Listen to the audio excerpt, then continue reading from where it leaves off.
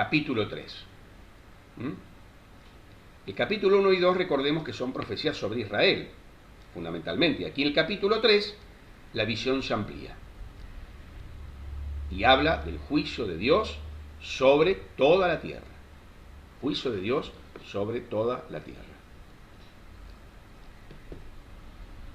Dice: porque he aquí que en aquellos días y en aquel tiempo en que haré volver la cautividad de Judá y de Jerusalén, reuniré todas las naciones y las haré descender al valle de Josafat, y allí entraré en juicio con ellas a causa de mi pueblo y de Israel mi heredad, a quien ellas esparcieron entre las naciones y repartieron mi tierra,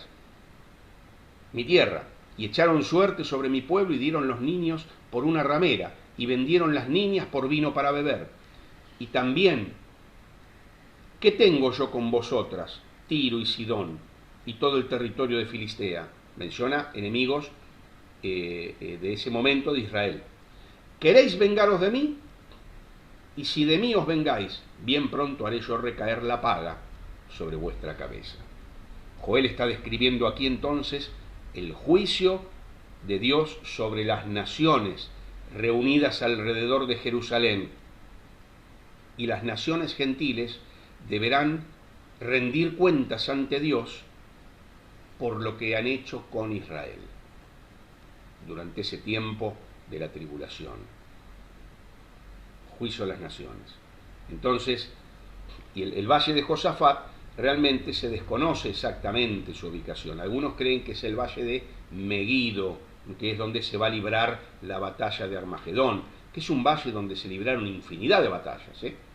Bien, algunos creen que pero lo importante es el nombre, porque Josafat quiere decir el Señor juzga. Entonces será el valle donde Dios juzgue. ¿A quiénes? A las naciones. ¿Sobre qué base? ¿Cómo trataron a Israel? A los que Mateo 24 llama mis hermanos más pequeños.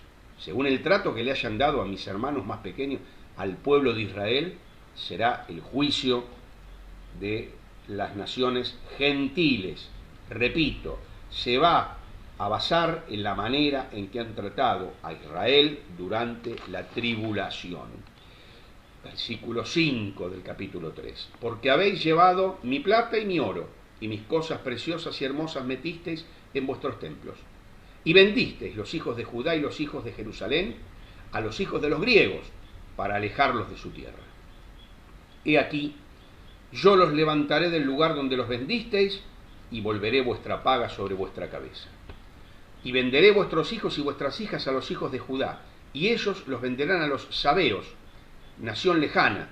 Los sabeos es una nación que hoy la podríamos ubicar en el sudoeste de la península arábiga, donde está actualmente un país que se llama Yemen. Ahí estaban los sabeos. Ellos dicen nación lejana. Proclamad esto entre las naciones, proclamad guerra, despertad a los valientes, acérquense, vengan todos los hombres de guerra, forjad espadas de vuestros asadones, lanzas de vuestras hoces, diga el débil, fuerte soy, juntaos y venid, naciones todas de alrededor, y congregaos. Haz venir allí, oh Jehová, a tus fuertes. Recordemos Apocalipsis 19:14, los fuertes, se refiere a las huestes celestiales. Acá va a haber dos ejércitos en batalla, las naciones y los fuertes del Señor. Las naciones, varios ejércitos, uno de ellos capitaneados por el anticristo, y del otro lado están los fuertes del Señor. Una gran convocación, más que a la guerra, Dios convoca a la derrota a esos pueblos. Versículo 12, despiértense las naciones y suban al valle de Josafat, porque allí me sentaré para juzgar a todas las naciones de alrededor. Echad la hoz, porque la mies está ya madura. Venid, descended, porque el lágar está lleno. Rebosan las cubas, porque mucha es la maldad de ellos. Muchos pueblos en el valle de la decisión. Es otro nombre para el valle de Josafat. Recuerden que Josafat quería decir Jehová juzga, y es el valle de la decisión.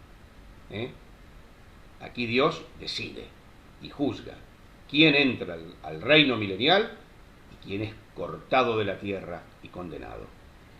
Muchos pueblos en el valle de la decisión, porque cercano está el día de Jehová en el valle de la decisión. El sol y la luna se oscurecerán y las estrellas retraerán su resplandor. Fenómenos naturales que van a acompañar el juicio. Y Jehová rugirá desde Sión y dará su voz desde Jerusalén. El Señor viniendo con sus huestes celestiales, y temblarán los cielos y la tierra. Pero Jehová será la esperanza de su pueblo y la fortaleza de los hijos de Israel. Acá se refiere una vez más Joel a Armagedón. Viene el Señor, los pueblos temen, tiemblan, pero su pueblo no, porque dice que será esperanza y fortaleza para su pueblo. Y conoceréis que yo soy Jehová vuestro Dios, que habito en Sión, mi santo monte, y Jerusalén será santa, y extraños no pasarán más por ella. Lo que quiere decir, ejércitos extranjeros no volverán más a conquistarla. Pasó eso después de que Joel escribió muchísimas veces, hasta hoy, donde Israel está reducido a una mínima expresión de lo que era la tierra que Dios le prometió. Por eso esto encontrará su cumplimiento en el futuro. Sucederá en aquel tiempo que los montes destilarán mosto, los collados fluirán leche, y por todos los arroyos de Judá correrán aguas, y saldrá una fuente de la casa de Jehová, y regará el valle de Sittim, y Egipto será destruido, Edom será vuelto en desierto asolado, por la injuria hecha a los hijos de Judá, porque derramaron en su tierra sangre inocente. Pero Judá será habitada para siempre, y Jerusalén por generación y generación. Y limpiaré la sangre de los que no había limpiado, y Jehová morará en Sión. Aquí terminamos el capítulo, el libro de Joel, con lo esencial de la era mesiánica. Es un concepto que ya he repetido varias veces. A mí me gusta repetir varias veces ciertos conceptos que considero importantes para que queden grabados. Acá se describen millones de bendiciones, pero lo esencial es, y el énfasis central de la profecía de Joel es la presencia de Dios en medio de su pueblo. La presencia de Dios en medio de su pueblo. Dice, y yo vengaré su sangre y no absolveré a los culpables.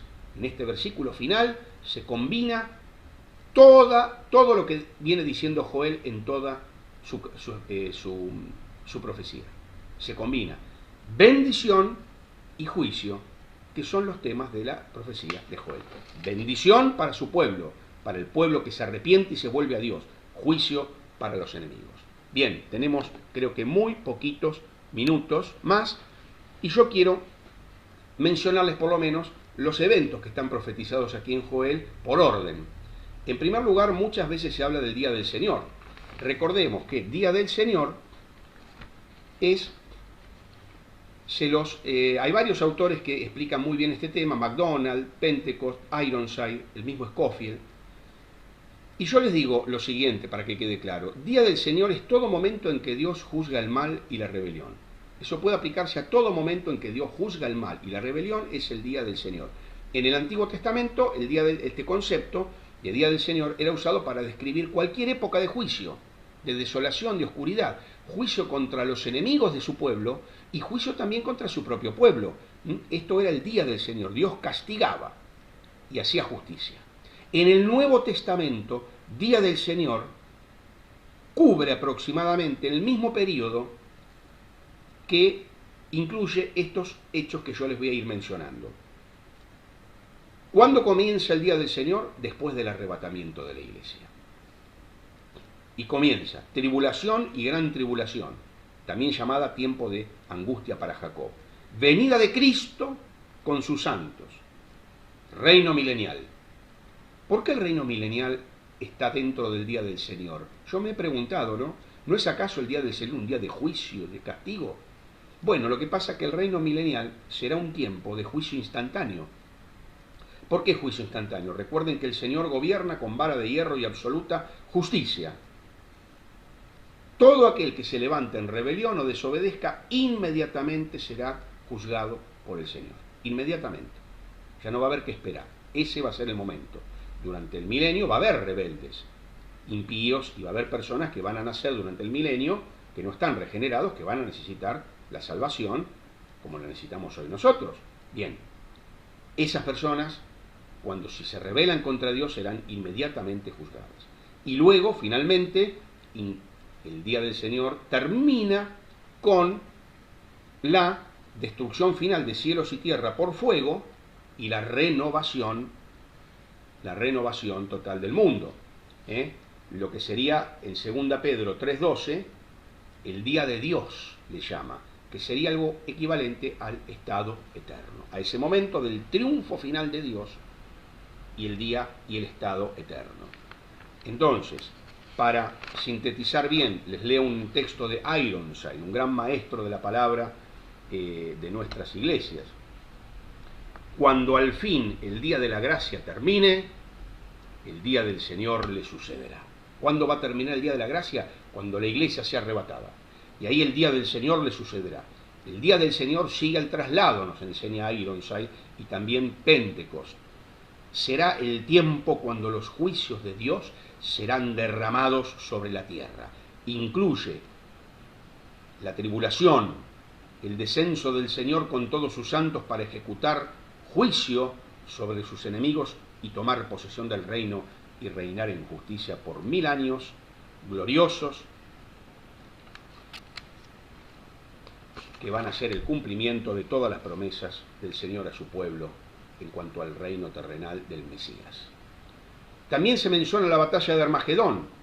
Se refiere a ese momento en que los reyes de la tierra, de todo el mundo, se reunirán mediante la actividad diabólica del anticristo, del falso profeta, de la bestia, de Satanás. Se reunirán en lo que Apocalipsis 16:14 llama la batalla del gran día del Dios Todopoderoso. Una confluencia de naciones que será en este lugar llamado Armagedón, y allí Dios derrotará a esas naciones y Dios entrará en juicio con las naciones por su persecución contra Israel. Joel 3:2, recuerden, y además por su gran pecaminosidad e impiedad. Lo más probable que no sea una batalla aislada, sino una campaña extensa que dure bastante tiempo y que se va a extender hasta la segunda mitad del periodo de la tribulación. No puedo continuar dando más detalles respecto de esto, y además les agrego este dato, que esa campaña tendrá una gran extensión, que yo les había preparado un mapa para que ustedes vean todos los lugares que son mencionados en la Escritura. Va a ser una campaña que dure mucho, que dure varios años tal vez, y que ocupe casi todo lo que hoy sería la tierra de Palestina, con Jerusalén en el centro. Esa gran batalla de Armagedón. No puedo agregar más datos. Está mencionado también en Joel el juicio a las naciones. Recordemos que antes del juicio a las naciones viene el juicio contra la nación de Israel, donde Dios va a decidir quiénes entran al reino milenial, los que se hayan arrepentido, los que hayan aceptado al Mesías, y quienes, dice, serán cortados de la tierra. Israel será reunido. Luego de la segunda venida vendrá el juicio, donde a los rebeldes se les impedirá la entrada al reino, y los salvos serán admitidos a las bendiciones del reino. Y luego viene sí el juicio de las naciones, que está en Joel 3, 1 y 2. Reitero este concepto. La base del juicio, ¿cuál va a ser a las naciones? No van a ser a naciones, sino en realidad individuos, ¿no? Se habla de naciones porque se les dice naciones gentiles, a los que no son parte de Israel. ¿Cuál va a ser la base del juicio? El trato que den las naciones a un grupo que Mateo 25, 40 al 45 llama mis hermanos. A ese grupo. Joel 3.2 nos dice, será a causa de mi pueblo el juicio. Los gentiles serán recibidos o rechazados en el reino en base a su aceptación o rechazo del evangelio del reino que será predicado por los 144.000 judíos, que darán testimonio del evangelio del reino, que el reino de Dios se vuelve a acercar, como se acercó en la primera venida de Cristo. Acá vuelve a acercarse el reino y salen a predicar el evangelio del reino. Esa fe y ese nuevo nacimiento de esos gentiles que crean en el evangelio del reino se va a expresar, se va a evidenciar en buenas obras, obras de simpatía, obras de asistencia a los predicadores que anuncien el mensaje del Evangelio. Recordemos que pensemos que los predicadores que van a ir por todas partes anunciando el Evangelio del Reino serán perseguidos y odiados, sufrirán hambre, prisión.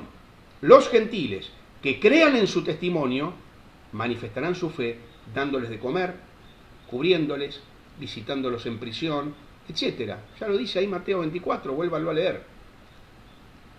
Y entonces Dios juzgará a las naciones. Y por último, se menciona el reino milenial, ese momento en que el gobierno divino va a establecerse definitivamente en la tierra por 1000 años.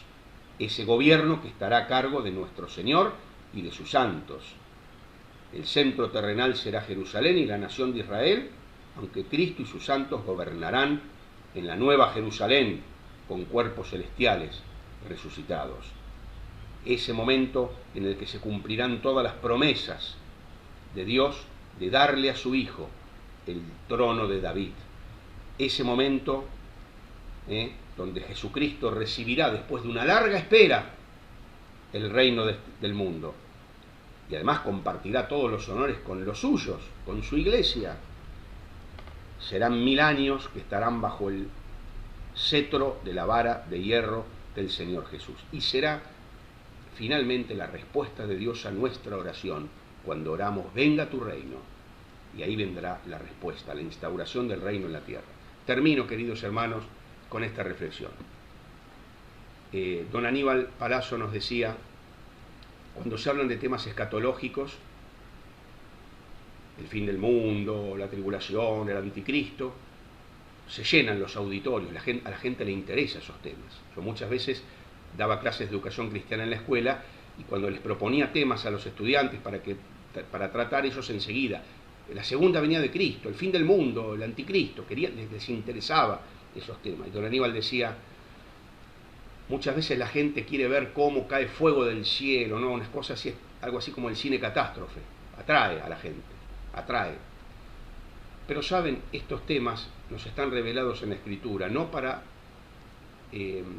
satisfacer nuestra curiosidad y ver como si viéramos una película de cine catástrofe, el día después de mañana, terremoto, el infierno en la torre. Bueno, yo les cito películas recontra viejas antes de que yo naciera, pero el cine catástrofe, el aeropuerto, ¿no?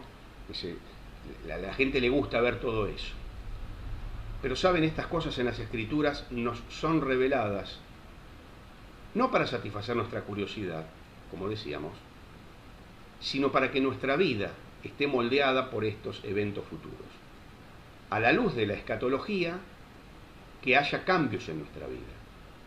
A la luz de esos juicios futuros de Dios y del cumplimiento de sus preciosas promesas para nosotros, sus hijos, que nosotros podamos hoy, tener una vida distinta. Que la escatología, dice un autor, gobierne nuestra vida hoy. Los eventos del porvenir tienen que reflejarse hoy en vidas de fidelidad. Hay grandes promesas para los que aman la venida del Señor. ¿Qué es amar la venida del Señor? Sencillamente es estar preparados para el encuentro con Él. Y Dios permita que estas reflexiones de este preciosísimo libro de Joel, hechas muy aceleradamente y casi atropelladamente, ustedes pueden volver a escuchar el video y hacer su propio estudio, que estas reflexiones sirvan para que podamos vivir expectantes a la expectativa de ese encuentro con el Señor, en su segunda venida, en el arrebatamiento de la iglesia o cuando el Señor nos llame a su presencia, y que nuestras vidas puedan ser santas, estar preparada nuestra vida para ese encuentro con el Señor. Eso es amar la venida del Señor, que no nos alejemos de él avergonzados cuando el Señor venga, sino que el Señor nos pueda decir buen siervo y fiel. Entonces, que nuestras vidas estén preparadas y dispuestas, deseosas de ese encuentro con el Señor para nuestra bendición y para su gloria. Muchas gracias.